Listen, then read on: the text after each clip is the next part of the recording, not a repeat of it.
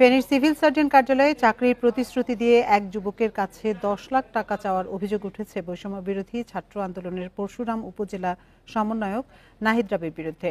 এ নিয়ে একটি call record বুধবার সামাজিক যোগাযোগ মাধ্যম ফেসবুকে ছড়িয়ে পড়ে। কল রেকর্ডে চাকরির জন্য ওই যুবকের কাছে অগ্রিম 4 লাখ টাকা দাবি করতে শোনা যায়। অগ্রিম টাকা দিলেই চাকরি নিশ্চিত হবে বলেন নাহিদ। অভিযোগের বিষয়ে একাধিকবার যোগাযোগের চেষ্টা করা হলেও তার ফোন বন্ধ পাওয়া যায়। এদিকে পুলিশ বলছে বিষয়টি তাদের নজরে এসেছে, তদন্ত করে আইনি ব্যবস্থা নেওয়া হবে।